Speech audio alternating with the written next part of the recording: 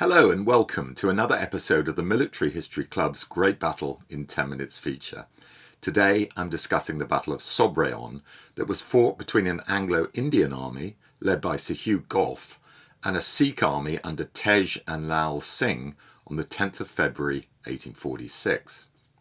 It ended in a decisive British victory and led to the Treaty of Lahore that effectively subjugated the Sikh kingdom of the Punjab to the East India Company.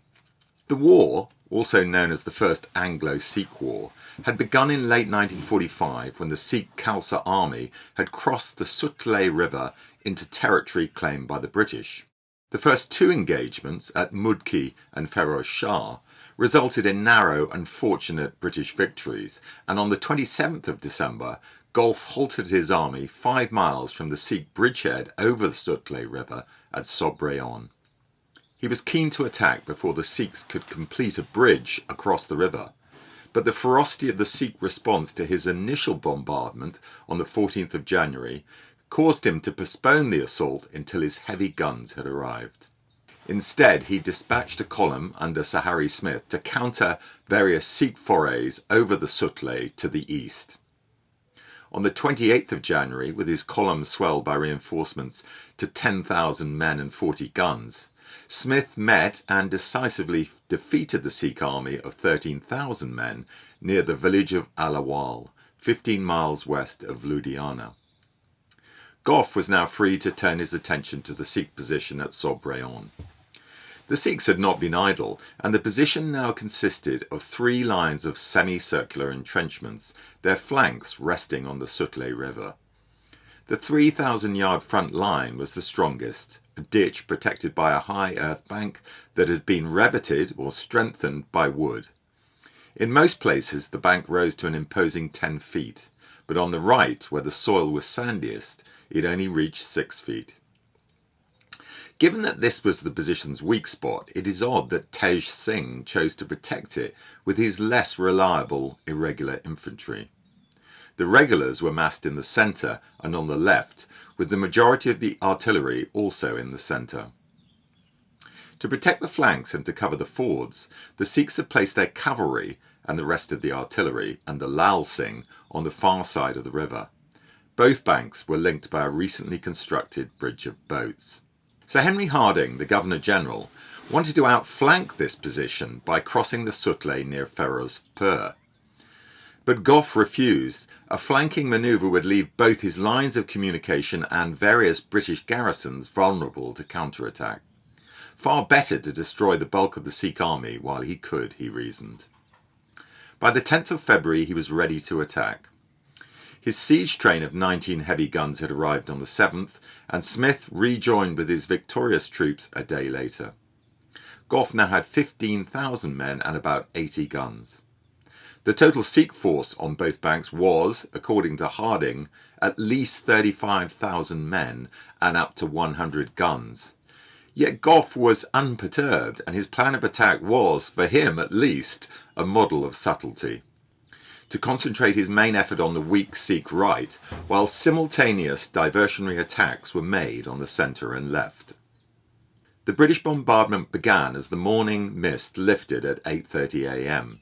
But a shortage of ammunition caused the barrage to be cut short and, with the fast slackening at 10:30 a.m, Major General Sir Robert Dick was ordered to begin the main attack on the Sikh right.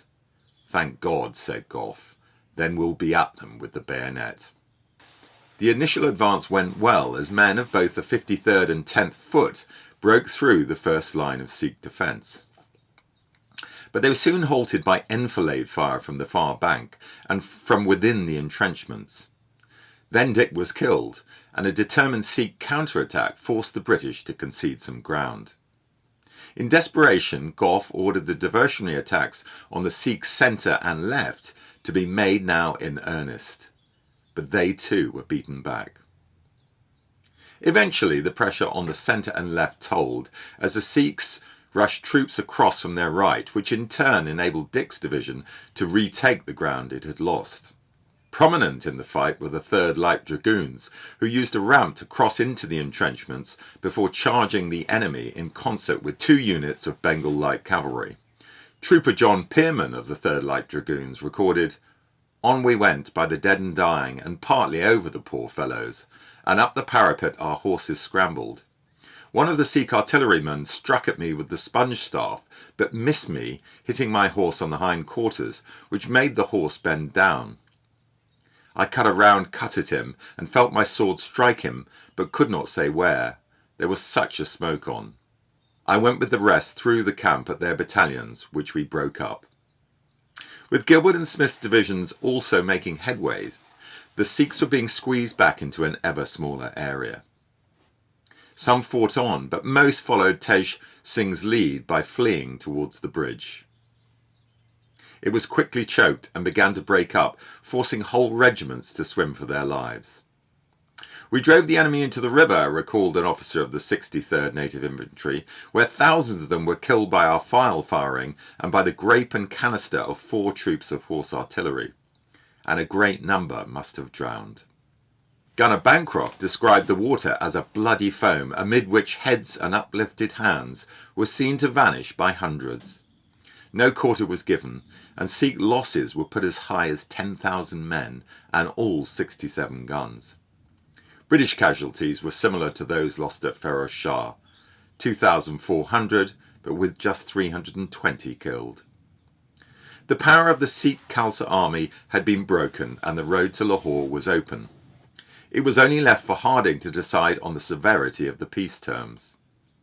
The exact terms were thrashed out at a meeting between Harding and Gulab Singh on the 16th of February. They included the annexation of the Julunda Doab between the Sutlej and Beas rivers, the restriction of the Sikh army to 25 battalions, 12,000 horse and 25 guns, the imposition of a war indemnity of £1.5 million, the stationing of a British garrison in Lahore until the end of 1846 to guarantee the payment of the indemnity, and a guarantee by the Lahore government not to make war or peace without British permission. The formal signing of the Lahore Treaty took place in a large marquee outside the city on the 9th of March 1846.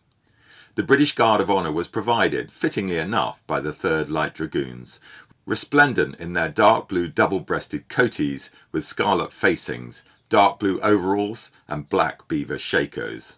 "In the tent," recorded Trooper Pearman, were Sir Henry Harding, Sir Hugh Gough and the staff officers, and about 200 of us with drawn swords. The Sikh chiefs also had their Guard of Honour. It was a grand sight.